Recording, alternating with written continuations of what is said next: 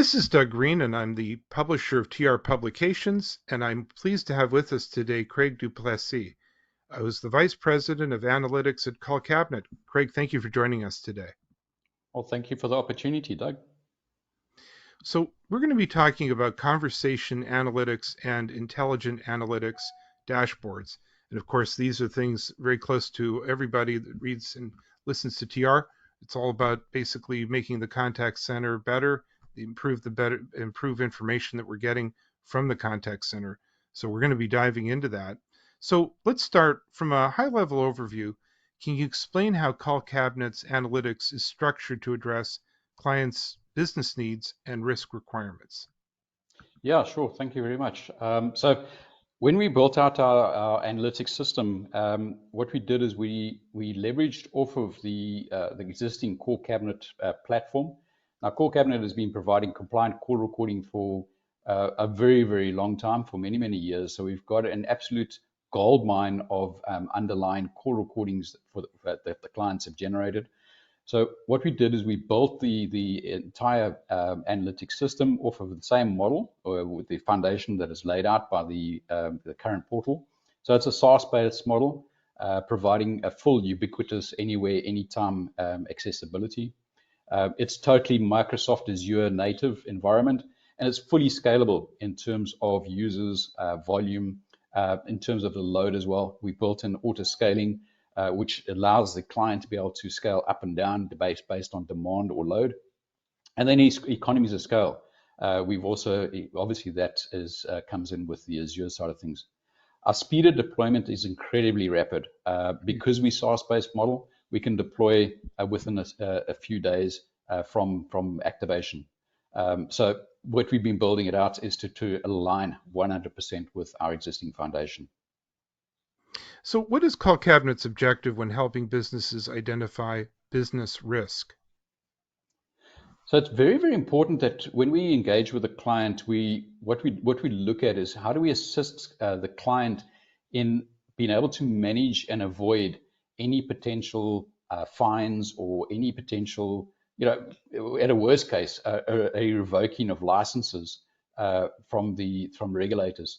So what we do is we monitor and we assist the client in identification of known business risks. So if they're aware of certain business risks, how do they manage and monitor those particular business risks within a desired threshold metric? But then we also build it out in terms of how do we actually show those clients where they are not aware of specific risks. So for example, they're not aware of the potential customer churn or the potential employee churn. Those sort of areas we look at, and we try and bring those to the customer's attention from a visibility perspective.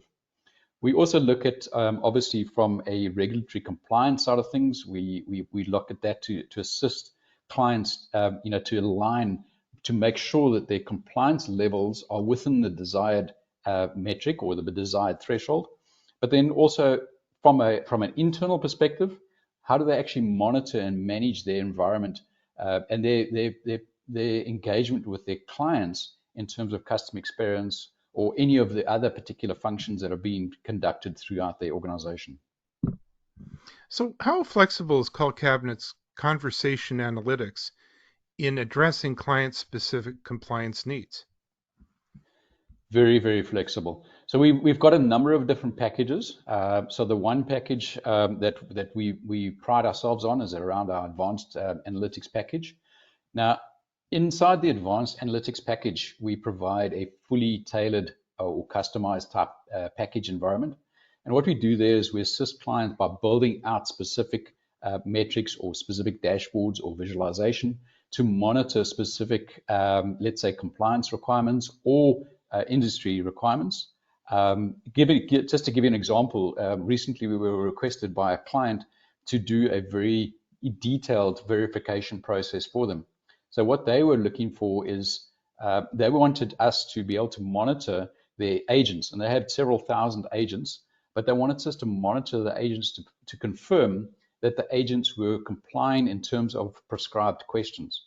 So the agents are allowed to use 6 questions to do verification, but they had to use a minimum of 3. Anything below 3, they were disqualified or they were non-compliant immediately. So what we did is we actually built up the entire visualization process for them. And we actually, from that, we actually assisted the client in identifying down to an agent level, down to a category level, down to a question level as to exactly what the most commonly used questions are, but then also the agents that were non-compliant and where those agents required specific training, mentoring, or coaching. And that became a very, very valid and a very, very powerful tool for this particular client. So, how do you help businesses mitigate risk with conversation analytics?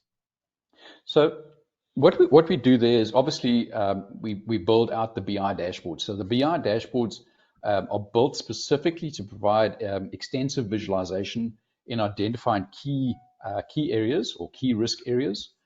We also build it out to draw attention to specific areas of importance. So, for example, scale of importance, the areas such as frequency of occurrence, also the volume of occurrence or the volume identified. We take those indicators, we hash it all together, and we provide the viewer or the executives with the best possible way. We also attach to that is we attach automated alerts. So the automated alerts are provided around specific thresholds. Now, as I mentioned there earlier on, is that the client actually specifies exactly what they're looking for. So we will build those alerts based on their specific requirements or their specific thresholds, which we address and we make available to them. Now, those can be sent out. They can be either visibly viewed, or they can be sent out on whatever desired media they prefer. So, what level of granularity is provided when using conversation analytics to identify compliance issues? Okay, so from a granularity perspective, we've got incredible levels of granularity, and once again, that depends on the client's objectives, as to what depth they actually want to drill it down to. So typically, what we do is we provide it on a management level perspective, and then from there we drill down. So we go management level, we go departmental level, but so departmental levels are typically built around specific business rules. The teams, we can break it down to individual teams within a particular department. So you could have a functional team conducting a specific different role. So you could have your retentions, your leads, your sales, and so on. And then also down to an individual agent. So the agents, we can draw specific attention directly to the agents where we can identify their specific strengths or weaknesses. But also additional to that is we can now start visualizing and drawing attention to agents, as I mentioned there earlier on in terms of the compliance, where we can now start looking at specific agents in terms of training, coaching, mentoring, or any of those particular areas where the agents require assistance. And the last area from a granularity perspective is we can start building categorization. So from depending on the client, maybe they want to break it down into specific categories within a specific function. And from there, we can actually start looking from an agent perspective as to what categories they can comply. So from a granularity perspective, very, very granular. So, what level of insights and segmentation can a business expect with CallCabinet's conversation analytics? Okay, so when we look at and that same client I mentioned earlier on, they were looking at a particular agent possibly conducting multiple functions off of a same team. So, for example, this particular client, a broker could be taking a call from a direct client in one instance, and then directly after that taking another call from a broker. But what they wanted to do here is they wanted to actually take it and they want to actually split it up into different segmentations or different engagement criteria, and they want to measure it based on separate or different criteria. So what we did there is to actually break it out and actually show them that one particular agent could actually be scored in two different mechanisms. But additional to all of that as well, what we also looked on this particular environment is we also identify what we classify as non-business related calls. So in any contact center, you may have an environment where you get personal calls, or the agent does banking calls, or they're doing calls and then all of a sudden they hit a voicemail. or maybe they receive an inbound calls, and maybe those inbound calls are sales related, and we want to eliminate all of those calls. So the whole idea there is, as well, is to eliminate those calls, so then to ensure that the scoring for the agent is very, very focused. It is very business driven, and the scoring on the agent is very fair and accurate in terms of delivering that to the business as well. So in terms of segmentation, so very, very important, as I mentioned there, accuracy. Accuracy in terms of not only the business related side, but also eliminating and getting rid of the rubbish out of there as well. And then from a categorization, here we can identify. So, for example, the verified direct clients, the unverified direct clients. So, for example, there we want to have a look and see from an agent perspective, did they actually do the verification correctly, or did they actually were they non-compliant? And where they were non-compliant, from a categorization perspective or segmentation, we can very quickly identify the high volume there, and that immediately leads to, I've got a high business risk because my agents are not compliant, and that would then lead to training and coaching. We also look there as well is to potentially identify, let's say, unknown verified calls. So those calls where we spoke about in terms of the, let's say, incoming sales call, which shouldn't be going through to the contact center, shouldn't be going through to this particular environment, but then we can identify that as well to actually eliminate. But at the same time, any other calls that are coming into the contact center where we can potentially identify possible self-service type capabilities, where we can actually push those off into a self-service, into an IVR, or into a chatbot, or anything of the sort.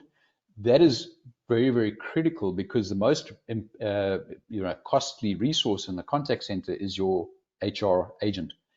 So if we can identify that and pass that through to the business, there's a big value add there in terms of ROI, in terms of cost savings, productivity, and so on. And the last element from this as well is just making sure that from the employee side of things, we look at employee satisfaction, and the intention there is to how do we assist the client in improving the employee retention rate. And if we assist the client in terms of increasing their retention rate, that has a direct spin-off directly through to their customer satisfaction or customer experience levels as well. So we've just entered the fourth quarter. Anything exciting coming up for CallCabinet? Yeah, I'm glad you asked. So yeah, we've got some very, very exciting stuff coming up. We've actually recently deployed, or we're leveraging, should I say, off of generative AI. We're leveraging off of the fantastic large language models that have been deployed globally, and we've actually embedded all of that into our system, so clients can now use it directly in our system. And we've only initially started deploying this, so the phase, or the initial version, is very, very new. But here we can assist in clients being able to interrogate or to dig into their particular or query any of their particular calls, and allowing them to actually now improve business efficiencies. Now, for example, if you take an assessor of a particular bank of calls, and if there's a lengthy call, let's say that call is an hour long, they can actually go and do a query on that particular call, and they can get back a summarized version of that particular call. So it's massive in terms of being able to improve efficiencies, productivity, time, cost savings, and also what we do here as well by using this particular tool as well is we eliminate that human element in terms of that, the human emotion or anything of the sort, and providing that as a scoring mechanism back into it as well. But bear in mind, as we all know, with the generative AI type tools that are available, everybody makes everybody aware as to what the limitations are out there in terms of potential inaccuracies and hallucinations. But what we try and do there is we try and control that to assist by making sure that we provide canned questions, or our clients are able to actually type in natural language. They can actually do queries on any of their particular call recordings. So now they've got access into every single one of their call recordings, and they can do freehold type questions as well. And then in terms of future, so from here, strengths to strengths, we're looking at taking the output of those particular calls, those particular queries, and we want to push that, we want to push it down to any particular email, or if they want it sent through to Teams or to Slack or anything of the sort, we're looking at implementing that. But a lot of our customers are also saying, well, maybe take the content of that particular query, send it to me, and allow me to append it or attach it to any of my documentation. So you can imagine an insurance environment or the typical financial services environment, there's huge opportunity to do that as well. And then also directly out of this is to create the automation in terms of potential alerts or anything of the sort. I promise you, the limits of this is as far as what our imagination allows us to see the usage. So lots and lots of opportunity, really there are. Well, I'm looking forward to doing some podcasts on those topics as well. So I'm looking forward to those rollouts. But Craig, I really Fantastic. want to thank you for joining me today. This has been really interesting.